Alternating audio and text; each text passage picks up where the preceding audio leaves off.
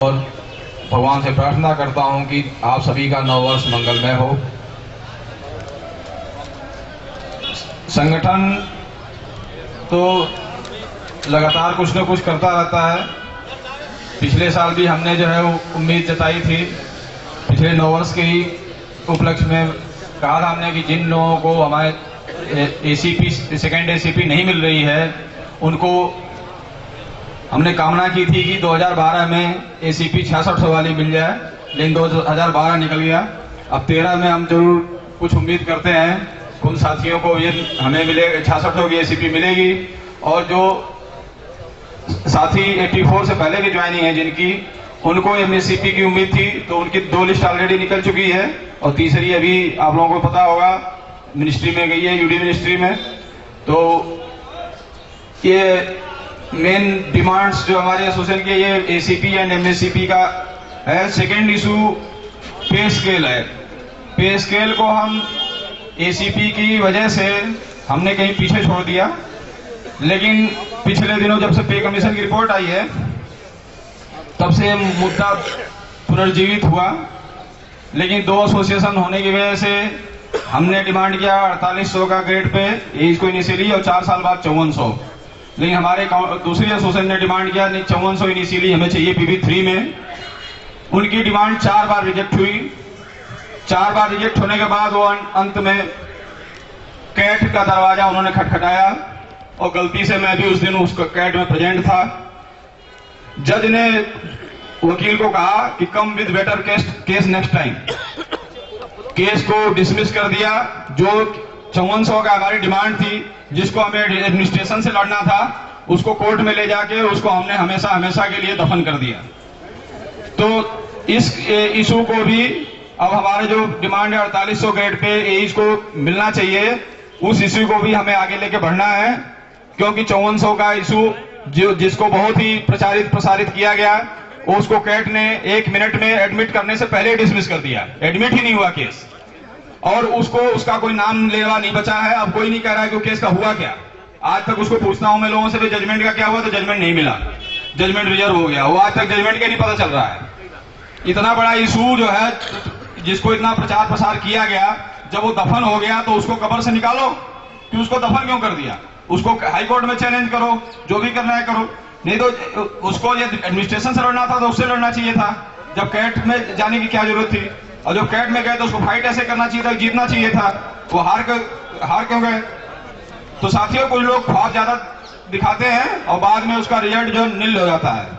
तो अब हमारी एसोसिएशन जो है इस इशू को दोबारा से पुनर्जीवित करेगी और हम जो है 4800 के ग्रेड पे के लिए एज के लिए इनिशियल पे स्केल के लिए हम जरूर दोबारा से लड़ेंगे इस साल। यही हमारी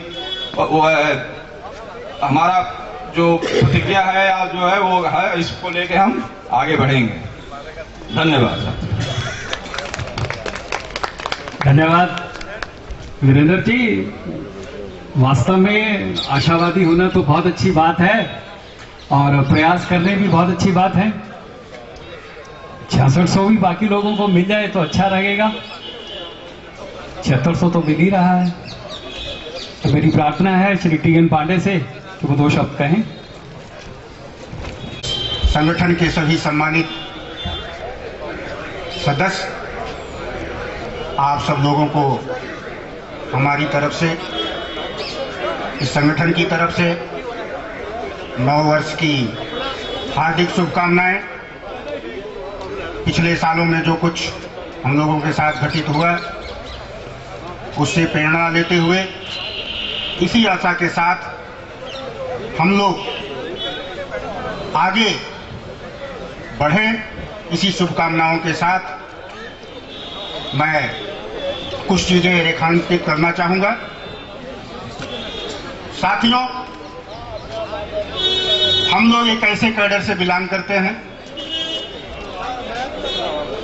जहां अगर आप संगठित होकर के, आप एकत्रित होकर के अपनी डिमांड्स को, अपनी बातों को अगर आप नहीं कहेंगे तो दोस्तों यहां कुछ मिलने वाला नहीं। हो सकता है जैसे पिछले सालों में हमने काफी कुछ प्रोग्राम लेकर के चले हैं, उसमें से कुछ चीजें हमें मिली होंगी, कई ऐसी चीजें होंगी, कई ऐसी डिमांड्स हैं जो हमको हिट भी कर रही है लेकिन नहीं मिली। तो संगठन के अंदर हमें हमेशा संगठित होकर के स्ट्रगल करता रहे। तो साथियों, जो पिछले सालों में हम लोगों ने किया है उससे और बेटर होते हुए, उससे सीखते हुए और कैसा हम अच्छा कर सकते हैं, आगे हमको बढ़ना चाहिए। जैसा अभी वीरेंद्र सिंह जी ने कुछ चीजें बड़ा रेखांकित किया है, जो एसीपी है, एमएससीपी नेचुरली इस कैडर के लिए सबसे अहम मुद्दा है। मतलब इसके पीछे सारे डिमांड है आज की डेट में। नेचुरली ये अहम मुद्दा है, पिछली साल भी रहा, आज भी है, और जब तक अचीव नहीं होगा तब तक ही रहेगा। तो साथियों, नेचुरली हमारे बीच में कुछ साथी हैं जिनको कि 84 के पहले ज्वाइन किया है, उनको 7600 का ग्रेड पे मिल रहा है, और आज के दिन 82 तक जो लोग ज्वाइन कर चुके हैं वो सारे ड्यू हो चुके हैं। लेकिन जो हमारे साथी जो 85 के हैं, उसके बाद के हैं, जो किसी वजह से प्रमोट नहीं हो पाएंगे, नेचुरली दोस्तों, अगर उनको 6600 का स्केल नहीं मिलता है तो हमारे लिए सबसे शर्मनाक बात। इसीलिए मैं भी जब जूनियर इंजीनियर एसोसिएशन में था, उस समय से लेकर के आज भी जो सीपी रोड इंजीनियर एसोसिएशन है, मिलकर के हम लोगों ने एक कंस्ट्रक्टिव प्रयास किया। अभी वहां तक हमें सफलता नहीं मिली, लेकिन उस डिमांड को भी कहीं ना कहीं एक प्लेटफॉर्म पे ले आया गया है। हम लोगों ने मजबूर करके डीओपीटी को यह एक्सेप्ट कराया कि नहीं, यहां अनजस्टिस है, मिलना चाहिए, और पर्टिकुलर सीपी रोड के लिए उन्होंने स्कीम मांगी। वो 2-3 बार से स्कीम जा रही है। कहीं ना कहीं देखो, ब्यूरोक्रेटिक जो सेटअप होता है इतनी आसानी से आपको नहीं देता है। पिछली बार भी जब आपको एसीपी मिली थी तो उसको छीनने की कोशिश किया, तो आज भी वही कोशिश कर रही है। तो मेरा तो इस अवसर पर यही कहना है साथियों कि हमारे में से ज्यादातर लोगों को जो है थर्ड एप्लीकेशन मिल चुका है, या महीने 2 महीने के अंदर मिल जाएगा। हम सब लोगों को मिलकर के ये प्रयास करना चाहिए कि जो हमारी आगे फ्यूचर जनरेशन है, इस कैडर के अंदर 2014 के बाद किसी को थर्ड एप्लीकेशन नहीं मिलना है।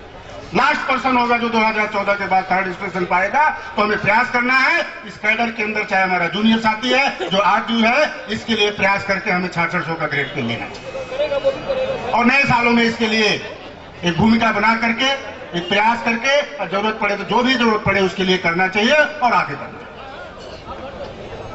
इसके साथ साथ साथियों, चरण बाबू जी से मैं यही कहूंगा, हम लोग तो साथ में ही हैं। यहां जितने साथी यहां बैठे हुए हैं, आज की डेट में कम से कम हमारा जहां अनुमान है कि 60% से ज्यादा ऐसे होंगे जो एडहाक बैठे। और हम लोगों ने प्रयास करके जो एडहाक प्रमोशंस भी कराया गया, तो उसके बाद कैडर रिव्यू कराया गया। इसी उद्देश्य से कैडर रिव्यू कराया गया कि जो साथी हमारे प्रयास हो गया, 413 सिविल के अंदर है और करीब 200 अंदर इलेक्ट्रिकल के अंदर है। इस साल के अंदर हमें प्रयास करके इतनी वैकेंसी जो है, रेगुलर वैकेंसी, तो जितने राहत प्रमोशन से हैं, और इसके लिए पिछली जो डीजी से मीटिंग हुई थी, हम लोगों ने उस चीज को टेकअप भी किया है।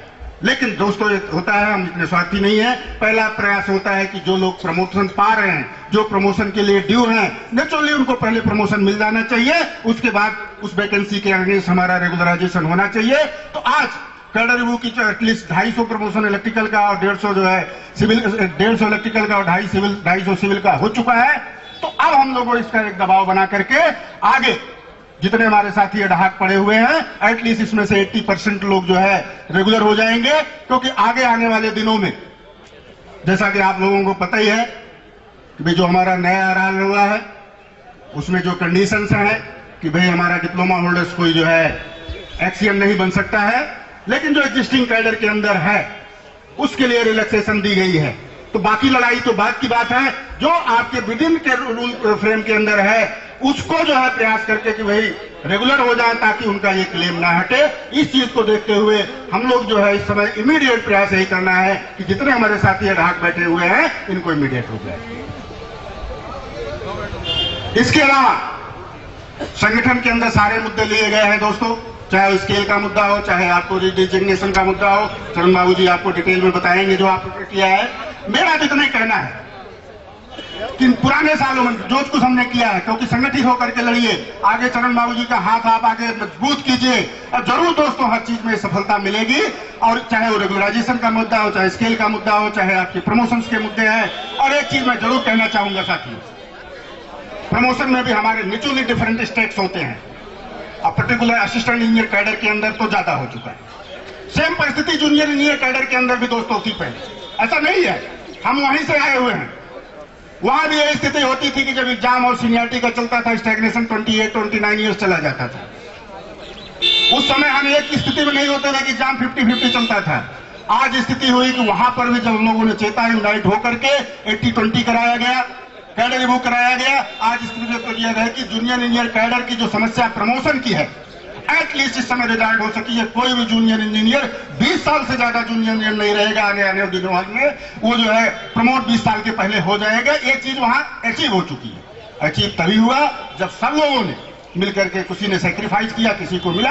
आज स्थिति है वो डिस्प्यूट खत्म हो रहा है। तो मैं जितने अपील करना, मैं उस डिटेल में नहीं जाना चाहता हूं कि किसका कहां नुकसान हो रहा है, किसका कहां फायदा हो रहा है। मैं ये कहना चाहता हूं कि प्रमोशन के भी मुद्दे में सारे साथी लोग, हो सकता है किसी को 1 साल बाद मिलेगा दोस्तों, किसी को 1 साल पहले मिल जाएगा। अगर सब लोग मिलकर के उस चैनल को खुला रखोगे, आगे बढ़ने दोगे, तो हर आदमी प्रमोट हो जाएगा। इन्हीं शब्दों के साथ, इन्हीं भावनाओं के साथ आप सब लोगों से यही कहना चाहता हूं दोस्तों कि जो काम कर रहा है उस काम करने वाले लीडर्स को आप सहयोग कीजिए। और अगर आप लड़ेंगे तो आप जीत हासिल करेंगे। धन्यवाद सर।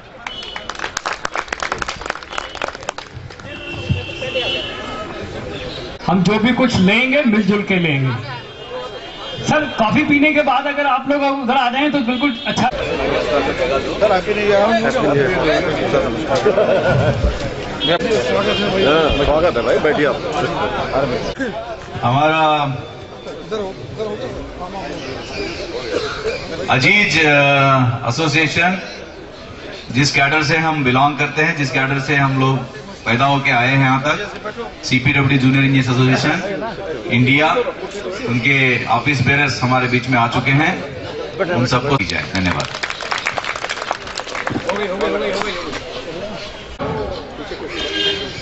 चूंकि जूनियर इंजीनियर एसोसिएशन के पदाधिकारी भी आपके समीप आ चुके हैं, वो भी चाहते हैं कि हम लोग मिलजुल के कुछ एक इस प्रकार से रूपरेखा बनाएं कि 2013 में कुछ चीजों को प्राप्त कर लें।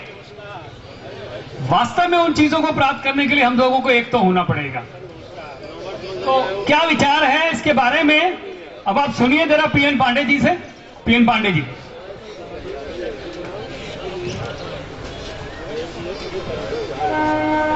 सभी भाइयों को नव वर्ष मंगलमय हो। दोस्तों, ये समारोह तो नहीं है, क्योंकि देश में एक विडंबना, एक बहुत आघात पहुंचा है, जिसके लिए हमने अभी एक कॉन्डोलेंस भी किया उस बच्ची की आत्मा के शांति के लिए। और दुर्भाग्य से वो बच्ची हमारे ही होम टाउन की थी। एक अजब सा मुझे लग रहा था। तो इसको हम समारोह तो नहीं कहेंगे, लेकिन जरूर हर भांस की तरह आज हम पुनः इस साल नए वर्ष पर आमंत्रित तो है आप, और हम इकट्ठा हुए हैं। और हम जरूर बच्चों को यहीं से आशीर्वाद देना चाहेंगे। भाइयों को नव वर्ष मंगलमय के लिए कामना करेंगे।